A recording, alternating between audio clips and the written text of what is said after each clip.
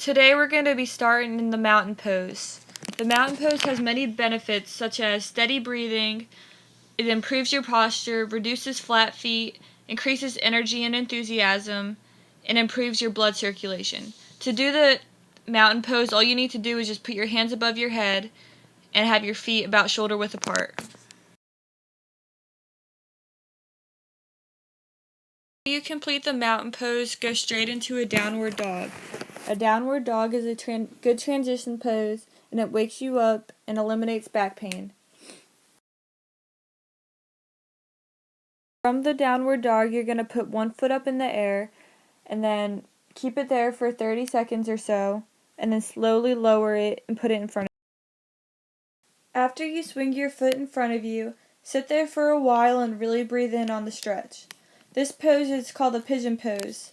It is a good stretch for the hip flexors and for your quads. If you can't do this stretch with your back leg straight, then you can bend your back leg and lean back. You will still get the same stretch in your hip flexors and in your quads.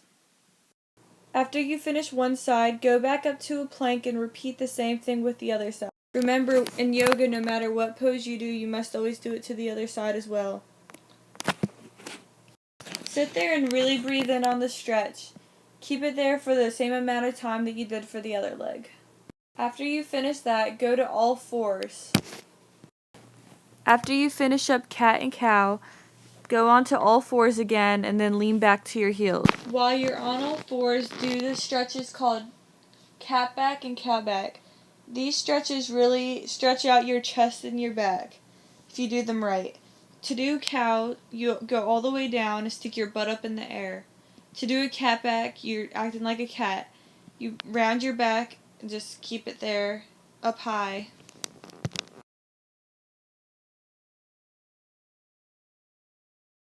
After you're off of all fours, you're going to reverse the stretch. So you're going to go onto your heels and do the chest opener. To do the chest opener, you're going to have your legs on the ground, put your hands on your ankles, and push up, put your butt up in the air, and open up your chest. You should really feel this stretch in your feet, quads, abs, and most importantly, your chest. Go back to all fours, and you're going to reverse this stretch next. Me and Lexi called this next pose the snail. What you do is you put your forehead to the ground, and put your feet down, and have your hands behind your back up. This really stretches out your pec muscles and your lower back.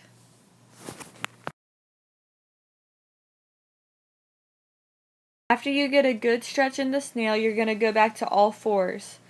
Sit there and go into child's pose if you need to. Our next pose once again is downward dog. This is a good transition pose between standing up and sitting down. You can hold it here for about 30 seconds. It improves your arm circulation and your heart rate and your muscles. Walk your feet up from downward dog and go into a forward fold. The next pose we're going to be doing is called the triangle pose. In the triangle pose, you're going to have one hand up in the air and one hand on the ankles. This is a good stretch for your side. Remember, what you do to one side, you must always do to the other side. So next you're going to stretch out the other side of your muscle.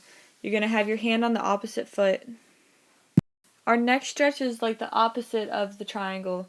So you're going to put your hands on the inside. You're going to stretch out your lower back, the back of your quads, and your triceps. After you did it to both sides, stand up and put your hands back up to mountain pose. Do a forward fold and then swan dive. Once again, go into a downward dog and hold it there for about 30 seconds. Remember to keep on holding it because it's only going to make you stronger. Go back to all fours, tabletop. From the all fours position, you're going to spread your knees apart and lean down. This is a good stretch for in between your legs and your groin area.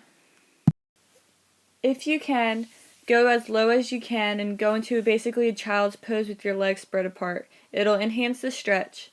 If you can't though, it's okay. Just keep on sitting there and let the stretch get to you. Go back to all fours. Next, you're gonna do crisscross applesauce pose and then basically go into a child's pose and stretch your lower back. Sit there for as long as you need to. After you finish that, put one leg on top of the other and then sit there and knot your feet. This is a good stretch to stretch out both of your quads on both legs. It also improves flexibility. What you do to one side, you must always do to another. The next pose is called the star pose. What you do is have one knee behind you and one leg straight with one arm up in the air. This is a good arm exercise and it stretches out your hip flexors, quads, and your abs. Transition for the stretch is very easy. All you need to do is just switch legs. Now you're going to have your opposite foot and arm up in the air. This is also going to stretch the other part of your body out that did not get stretched for the one side. Now stretch out your quads, just lean forward and go as forward as you can. Next we're going to stretch out our butt. What you're going to do is cross one leg over. When you cross your leg over the other foot, you're going to rock down. You're going to have one leg bent still and have your other leg straight. Remember, what you do to one side, you must always do to the other side. So you're going to hold on to the next foot and keep the opposite leg straight. Hold it for about 30 seconds or so, or until you feel the stretch is good. In this position, we're going to go into Happy Baby. Happy Baby is a really relaxing pose. All you need to do is spread your legs apart and put your hands on your feet. If you want a good lower back massage, while you're in Happy Baby, go from side to side. This will massage out your lower back and upper back. After being in Happy Baby, go up into a squat position. Next pose is called the crow pose. What you want to do is have your legs spread apart with your elbows inside of your legs. The point of this is to balance on your hands. If you can't do the crow pose the first time, don't be discouraged. It takes a lot of practice. After you're done with the crow pose, you're going to go into a forward fold. From the forward fold, you're going to go into a flat back, and then back into a mountain pose. The mountain pose is a very good way to begin and end your yoga session. Now take a deep breath in, and then deep breath out. Deep breath in again, and then out again. To namaste.